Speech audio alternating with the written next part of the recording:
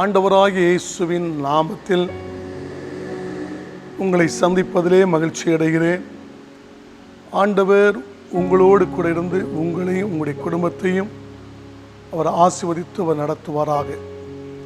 கடந்த நாட்களிலே உணர்வுள்ள கிறிஸ்தவ ஜீவியம், கிறிஸ்தவ வாழ்க்கை என்ற ஒரு தலைப்போடு வேதத்தை பற்றி கொண்டு நடக்க எனக்கு உணர்வை தாரும் என்று தாவீது ஜெபித்தது போல அந்த வேத அறிவு நம்முடைய வாழ்க்கையில் வருவதற்கு, அதை கருத்தாய் படிப்பதற்கு நமக்கு உணர்வு வேண்டும் என்று சொல்லி கர்த்தருடைய வார்த்தையை உங்களோடு பகிர்ந்து கொண்டேன்.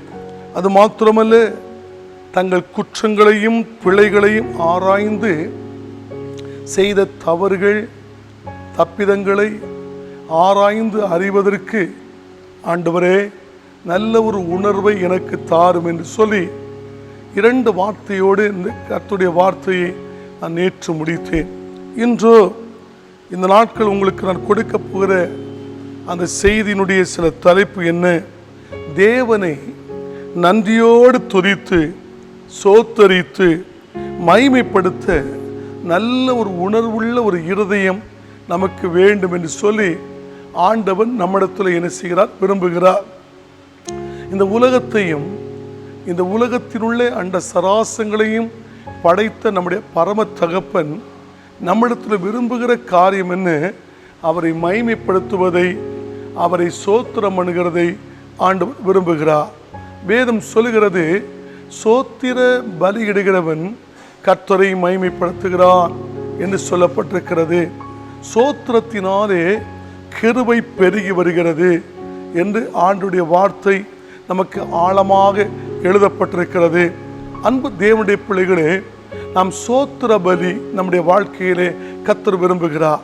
அந்த சோத்திர பலியிலே கர்த்தர் மகிமைப்படுகிறார் என்று நாம் வேதத்தை பார்க்க முடிகிறது.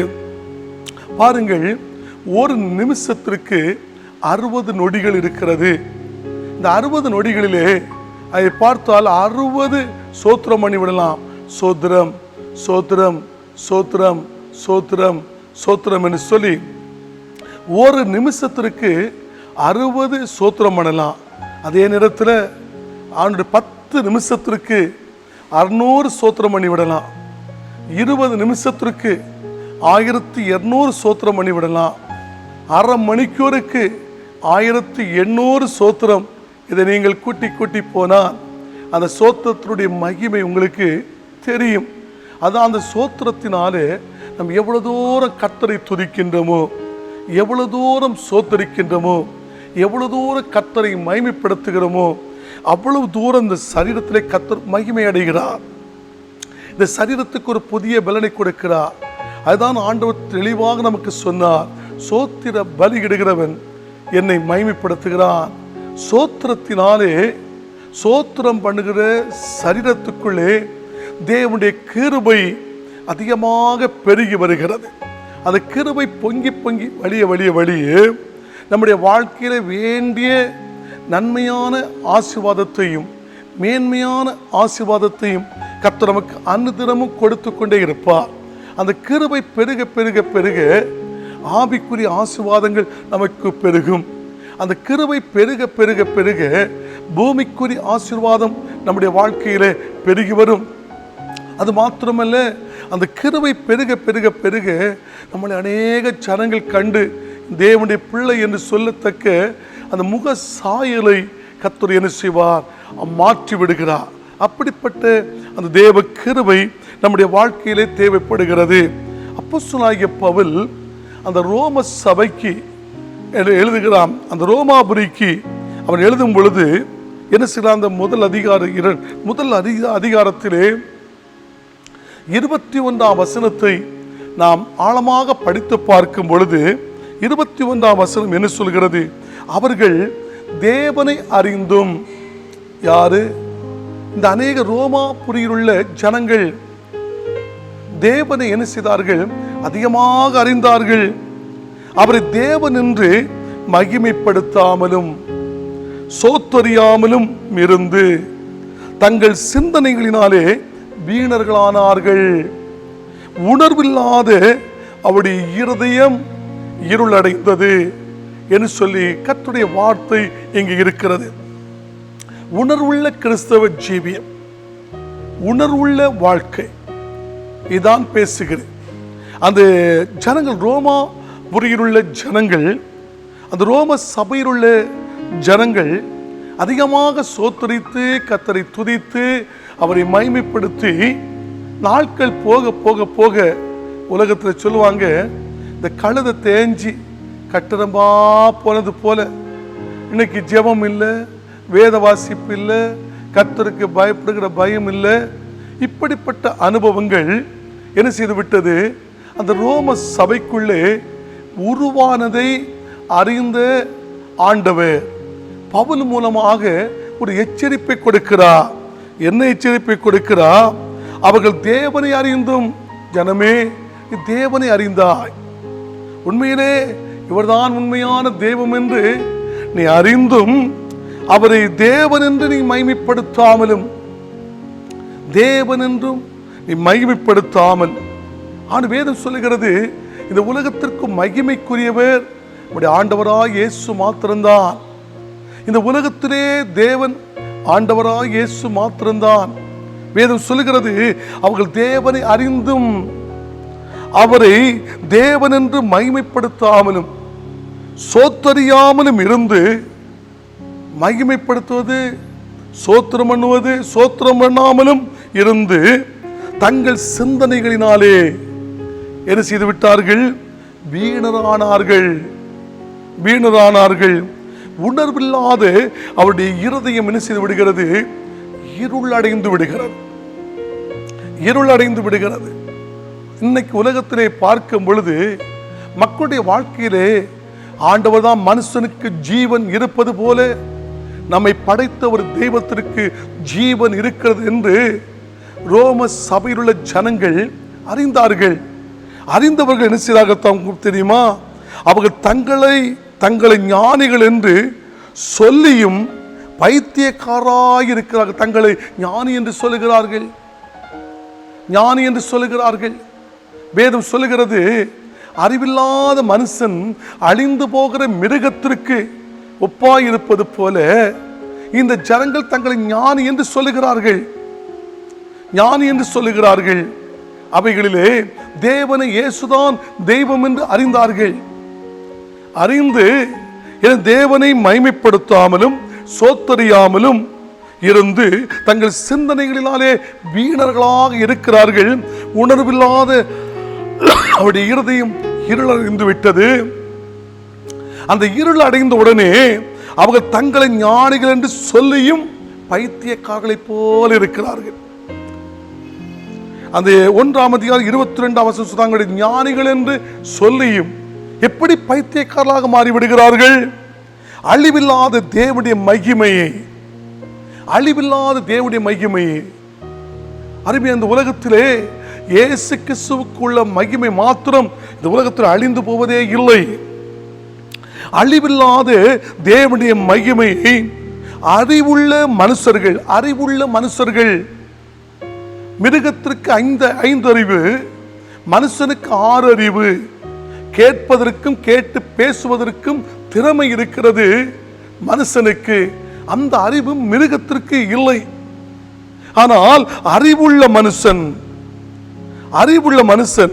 பறவைகள், மிருகங்கள், ஊரும் பிராணிகள் ஆகிய இவைகளுடைய ரூபங்களுக்கு ஒப்பாக மாற்றிவிட்டார்கள். இவர்கள் தேவனை அறிந்தவர்கள், தேவனை மகிமைப்படுத்தாமலும் சோத்தறியாமலும் இருந்து தங்கள் சிந்தனைகளினாலே எப்படி வீணர்களானார்கள் என்று சொல்லி பார்த்தால், இந்த ஜனங்கள் நாட்கள் போக போக போக போக என்ன சொல்லுகிறது? இது நிமித்தம் அவருடைய வாழ்க்கை சொல்லுகிறது, அழிவில்லாத தேவனுடைய மகிமையை அழிவுள்ள மனுஷர்கள் பறவைகளுக்கு. இன்னைக்கு பறவைகளை கும்பிடுகிற ஒரு கூட்டம் இருக்கிறது, மிருகங்களை கும்பிடுகிற கூட்டம் இருக்கிறது. குரங்கு வைத்து, மாடு வச்சு, சிங்கத்தை வச்சு தேவனுடைய பிள்ளைகளே இன்னைக்கு கும்பிடுகிற கூட்டங்கள் தேசத்தில் பெருகி போயிருக்கிறது. ஆனால் இந்த ஜனங்கள் என்ன செய்தார்? அழிவில்லாத தேவனுடைய மகிமை அழிவுள்ள மனுஷர்கள், பறவைகள், மிருகங்கள், ஊரும் பிராணிகள். பாம்புக்கு பால் வார்க்கிற கூட்டம் இருக்குது, பறவைகளை வணங்குற கூட்டம் இருக்கிறது, சூரியனை வணங்குற கூட்டம் இருக்கிறது. வேதம் சொல்கிறது, ஆகிய பிராணிகள் ஆகிய இவைகளுடைய ரூபங்களுக்கு ஒப்பாக மாற்றிவிட்டார்கள், தேவனை மறந்து விட்டார்கள். தேவன் என்று அறிந்தும் தேவனை மறந்து இந்த உலகத்திலே பறவைகளுக்கும் மிருகங்களுக்கும் ஊரும் பிராணிகளுக்கும் முக்கிய தத்துவத்தை கொடுத்து மனுஷர்கள் வாழ ஆரம்பித்த பொழுது சிந்தனை இருளடைந்து விட்டது, உணர்வில்லாத இருதயம் இருளடைந்து விட்டது என்று சொல்லி பார்க்க முடிகிறது. இது நிமித்தம் அவர்கள் தங்கள் இருதயத்திலுள்ள இச்சைகளினாலே ஒருவரோடு ஒருவர் தங்கள் சரீரங்களை அவமானப்படுத்தத்தக்க தேவன் அவர்களை அசுத்தத்திற்கு என்ன செய்தார்? ஒப்பு கொடுத்து விட்டார். அசுத்தத்துக்கு ஒப்பு கொடுத்து விட்டார்.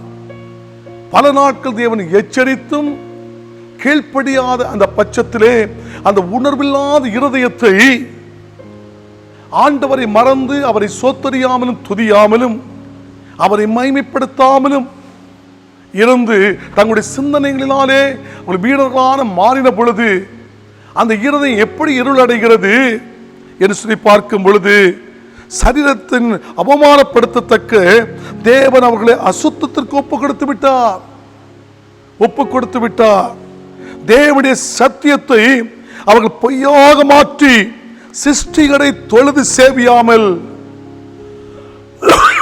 அன்பானவரே, தேவனுடைய சத்தியத்தை அந்த ரோம சபையுள்ள ஜனங்கள் பொய்யாக மாற்றிவிட்டார்கள்.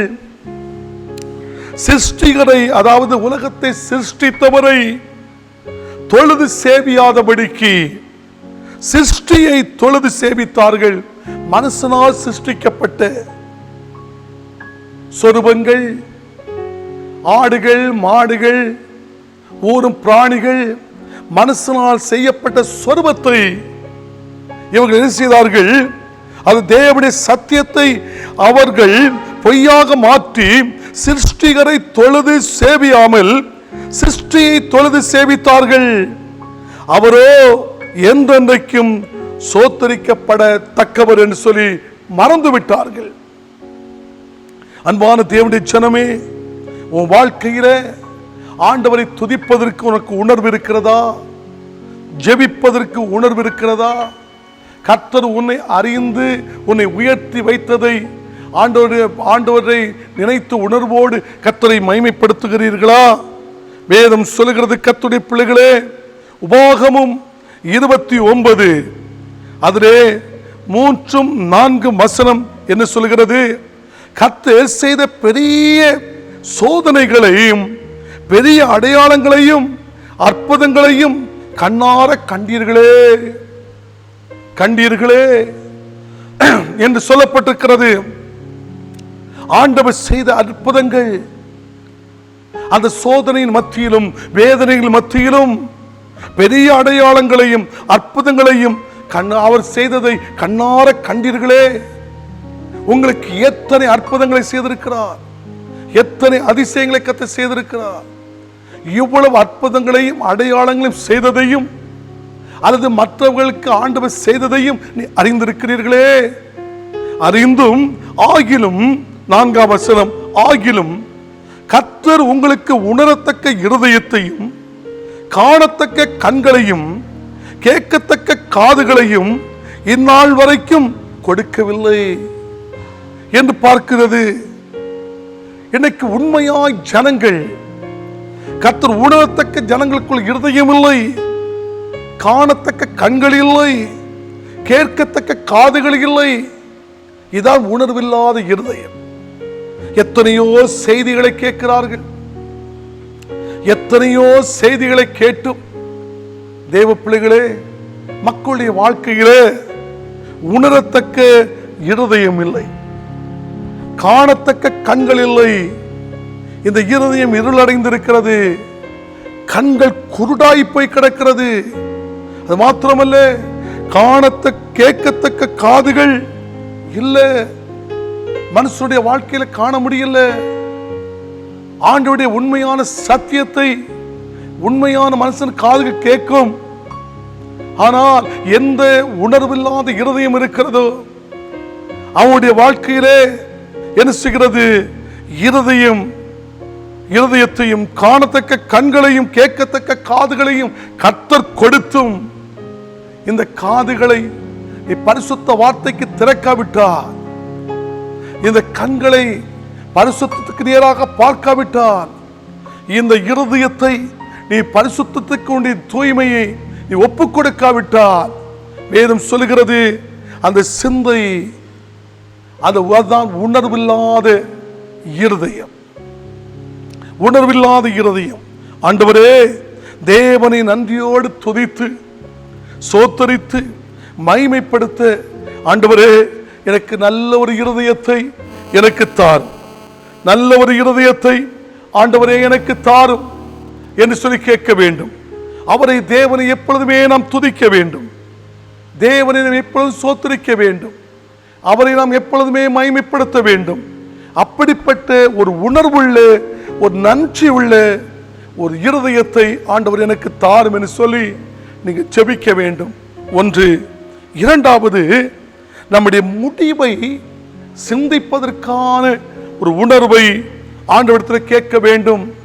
தேவ பிள்ளைகளே, ஆரம்பம் நல்லதுதான், ஆனால் முடிவோ சம்பூர்ணமாக இருக்கவில்லை ஜனங்களுக்குள்ளே. ஆண்டவர் நம்மிடத்தில் விரும்புகிற காரியம் என்ன?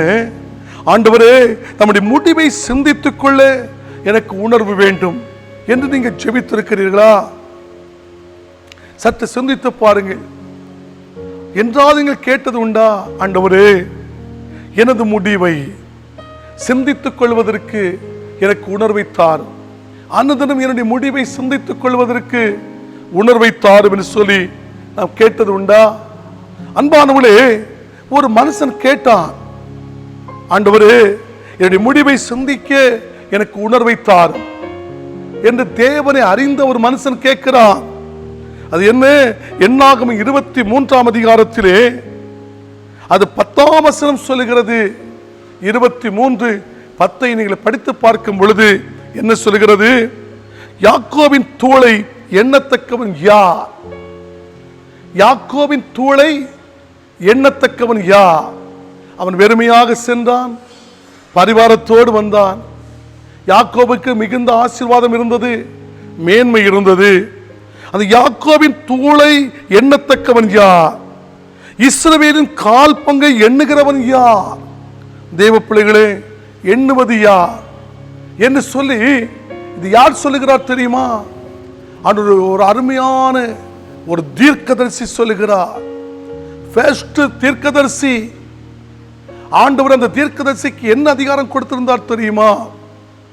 நீ யாரை ஆசீர்வதிப்பாயோ அந்த ஜனங்கள் ஆசீர்வதிக்கப்பட்டிருப்பார்கள், நீ யாரை சபிக்கிறாயோ கர்த்தர் அவனை சபிப்பார் என்று அவனுக்கு ஒரு முழு அதிகாரத்தை கர்த்தர் கொடுத்திருந்தார்.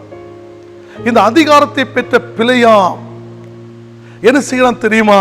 அவன் தான் சொல்லுகிறான், யாக்கோபின் தூளை எண்ணத்தக்கவன் யார்? இஸ்ரவேலின் தேவனுடைய பிள்ளைகளே, அவன் சொல்லுகிற இஸ்ரவேலின் கால் பங்கை எண்ணுகிறவன் யார்? அவன் சொல்லுகிறான், நீதிமான் மரிப்பது போல் நான் மரிப்பேனாக, நான் மரிப்பேன், என்னுடைய முடிவு அவன் முடிவை போல இருப்பதாக என்றார். அருமையானவளே, யாக்கோபுடைய முடிவை போல என்னுடைய முடிவு இருக்கணும். நீதிமான் மரிப்பது போல நானும் மரிக்கணும். அதான் யாக்கோபின் தோளை எண்ணத்தக்கவன் யார்? இஸ்ரவேலுடைய கால் பங்கை எண்ணுகிறவன் யார் என்று சொல்லி கர்த்தருடைய வார்த்தை நான் படித்தோம் அல்லவா? நீதிமான் மரிப்பது போல் நானும் மரிப்பேனாக, என்னுடைய முடிவு அவன் முடிவை போல் இருக்கட்டும் என்று சொன்னவனுடைய முடிவு எப்படி இருக்கு தெரியுமா? என்னாகமும் 31ஆம் அதிகாரம் 8ஆம் வசனத்தை நீங்கள் படித்து பார்க்கும் பொழுது என்ன சொல்கிறது? அவர்களை கொன்று போட்டதும் அன்றி, அவர்களை கொன்று போட்டதும் அன்றி மீதியானுடைய 5 ராஜாக்களாகிய ஏவி, ரேகேம், சூர், ஊர் ரேபா என்பவர்களை கொண்டு போட்டார்கள். பேலியாளின் குமாரனாகிய பிலேயாமும் பட்டயத்தினால் கொண்டு போடப்பட்டார். பேலியாளின் குமாரனாகிய பிலேயாம் பட்டயத்தினால் கொல்லப்பட்டார். அவன் ஜெபித்த ஜெபம் என்ன? ஆண்டவரே, நீதிமான் மரிப்பது போல நான் மரிப்பேனாக.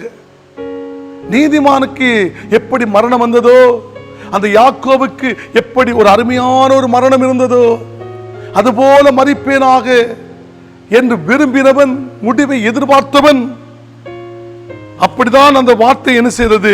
அந்த 23:10 சொன்னது, நீதிமான் மரிப்பது போல நானும் மரிப்பேனாக, என் முடிவு அவன் முடிவை போல் இருப்பதாக சொல்லி நம்முடைய முடிவை சிந்தித்துக் கொள்வதற்கு உணர்வு வேண்டும். இப்படி அவன் நீதிமான் மரிப்பது போல மரிப்பேனாக என்று சொல்லி கேட்டவன் எப்படி செத்து விட்டான்? தேவ பிள்ளைகளே, அவன் பட்டயத்தினால் கொல்லப்பட்டு செத்து விட்டான். அந்த நீதிமானுடைய கல்லறைகளுக்குள்ளே அவன் போய் சேர முடியவில்லை. அந்த நீதிமான் மரிப்பது போல அவனுடைய வாழ்க்கை மரிக்க முடியவில்லை. காரணம் என்ன? பண ஆசை. தேவனுடைய பிள்ளைகள் பாலாக்கு தீர்க்கதரிசி, பாலாக்கு ராஜா இந்த தீர்க்கதரிசியுடைய நிலைமையை அறிந்தார். இந்த நிலைமையை அறிந்து என்ன செய்தான் தெரியுமா? அந்த பாலாக்கு ராஜா இஸ்ரவேல் ஜனத்தை சபிக்க வேண்டும், இஸ்ரவேல் ஜனத்தை சபித்து விட்டால் அவன் செழித்து விடுவான் சொல்லி நினைத்து பாலாக்கு இடத்தில் ஆட்களை அனுப்புகிறான். நீ இஸ்ரவேல் ஜனத்தை சபிக்க வேண்டும், நீ சபிக்க வேண்டும் என்று சொல்லி ஆள் அனுப்பும் பொழுது அவன் நேர போய் கேட்கிற பாலாக்கு கேட்கிறான். ஆண்டு இடத்துல ஆண்டு அந்த பிள்ளையா செபிக்கிறான்.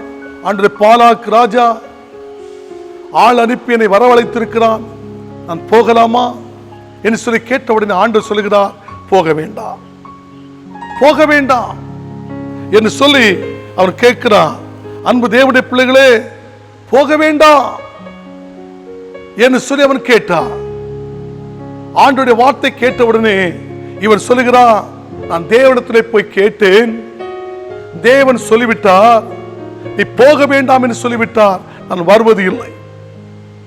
இவன் ராஜாவிடத்தில் ஜனங்களை போய் சொல்லுகிறார்கள். ராஜா மறுபடி ஆளை அனுப்பி இவன் என்ன செய்தான் தெரியுமா?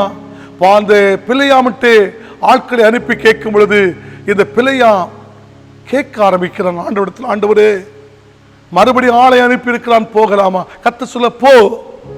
என் தேவன் நீ பாவத்துக்குள் ஒரு முறை போகும் பொழுது அவர் ஒரு முறை தான் உன்னை எச்சரிக்க முடியும், போகாது என்று சொல்ல முடியும், தடுத்து நிறுத்த முடியும்.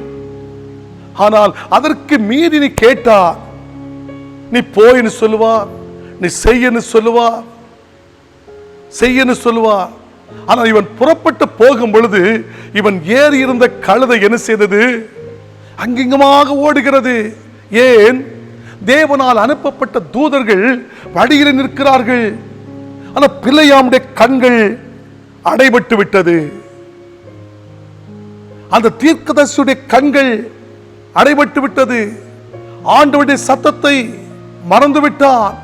அந்த இருதயம் கடினப்பட்டு விட்டது.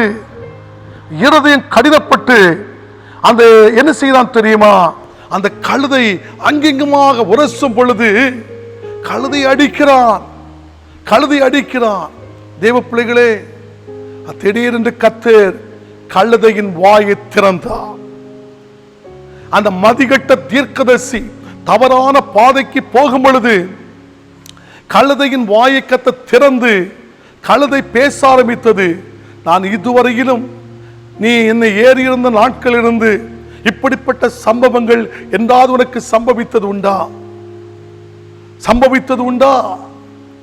இப்பொழுதோ நீ போகிற பாதை தவறான பாதையில் போகிறபடினாலே என்று கர்த்தர் அவனை அந்த கழுதையின் மூலமாக எச்சரித்தும் அவன் திரும்பி போகாத பட்சத்திலே, தேவ பிள்ளைகளே, திரும்பி போகாத பட்சத்திலே அதன் உணர்வில்லாத இருதயம், கழுதை எச்சரித்தும் அவனுக்கு ஒரு முடிவை எச்சரித்தும் அந்த உணர்வில்லாத அந்த இருதயம் என்ன செய்தது தெரியுமா? மறுபடியும் பண ஆசை, பொருளாசை, என்னை ஜனங்கள் மதிக்க வேண்டும் என்று இன்னைக்கு மதிகட்ட தீர்க்கதரிசிகள் தேசத்திலே ஓடுவது போல இந்த பிலேயாம் தீர்க்கதரிசி ஓடினார். தேவனுடைய ஜனங்களை பார்த்தார். ஜனங்களை பார்த்தவன் தேவன் அந்த நேரத்தில் வார்த்தை போட்டு விட்டார், ஜனத்தை ஆசீர்வதித்து விட்டார். அன்பு கர்த்தருடைய பிள்ளைகளே, அவன் தவறான பாதைக்கு போனவன், அவன் நல்ல மரணத்தை விரும்பினவன், அவனுக்கு நல்ல மரணம் கிடைக்கவில்லை. நல்ல மரணம் கிடைக்கவில்லை. அவன் பட்டயத்தினால் அவன் செத்து விட்டான். நீதிமானுடைய கல்லறையிலே போய் அடக்கம் பண்ண முடியாதபடி ஆகிவிட்டது. பிலேயாமுடைய முடிவு அப்படி இருந்தது. இந்த வார்த்தையை கேட்டுக்கொண்டிருக்கின்ற அருமையான தேவ பிள்ளைகளே, உன்னுடைய முடிவை குறித்து நீ சிந்தித்தது உண்டா? உன்னுடைய முடிவுக்காக ஆண்டவருடைய சமூகத்தில் என்றாவது நீ ஜெபித்தது உண்டா? ஆண்டவரே, இந்த உலகத்தில் வாழ்கிற காலத்தையெல்லாம் நீங்கள் பார்த்தீர்கள். கடைசி காலம், நான் பரிசுத்தமாக வாழ வேண்டிய காலம். பரிசுத்தம் இல்லாவிட்டால் பரலோகம் இல்லை. பரிசுத்தம் இல்லாவிட்டால் தேவனை தரிசிக்க முடியாது. உண்மை இல்லாவிட்டால் அந்த உண்மை உள்ள பரலோக ராஜ்யத்துக்குள் போக முடியாது என்ற கர்த்தருடைய வார்த்தை உங்களுக்கு, நீங்கள் தேவனை அறிந்தும் அவரை தேவன் என்று மகிமைப்படுத்தாமலும் சோத்தறியாமலும் இருந்து தங்கள் சிந்தனைகளினாலே வீணர்களானார்கள். உணர்வில்லாதவருடைய இருதயம் அந்த ரோம சபைக்கு இருளடைந்தது போல இன்னைக்கு இந்த பிலேயாமுடைய வாழ்க்கை இருளடைந்து விட்டது. இருளடைந்து விட்டது. அன்பான கர்த்தருடைய பிள்ளைகளே, இது கடைசி காலம். ஜனத்துக்கு விரோதமாய் ஜனம் எழும்புகிற காலம். ராஜ்யத்துக்கு விரோதமாய் ராஜ்யங்கள் எழும்புகிற காலம். பஞ்சங்களும் கொள்ளை நோய்களும் பூமி எதிர்ச்சிகளும் பல இடங்களிலே உண்டாகிற காலம். நீ இந்த முடிவை சிந்தித்தது உண்டா? ஓ, ஜனத்துக்கு ஜனம் எழும்புவதை சிந்தித்தது உண்டா? ராஜ்யங்களுக்கு ராஜ்யம் எழும்பிக் கொண்டிருக்கிறதை சிந்தித்தது உண்டா? இது வருகையின் காலம் என்று சொல்லி பஞ்சங்கள், கொள்ளை நோய்கள், பூமி அதிர்ச்சிகள் அங்கெங்கெல்லாம் நடக்கிறதை குறித்து ஆண்டவர் எச்சரித்து, இது இரண்டாம் ஆண்டுடைய வருகைக்கு அடையாளத்தை குறித்து நீ சிந்தித்தது உண்டா? சிந்தித்தது உண்டா? தேவ ஜனமே, இது ஒரு கடைசி காலம். இந்த கடைசி காலத்திலே ஆண்டவருடைய சமூகத்திலே நம் பயத்தோடு நடுக்கத்தோடு, ஆண்டவரே, ஓ, என் ராக்காலங்களிலும் உள்ளித்திரியங்களிலும் என்னை உணர்த்தும்.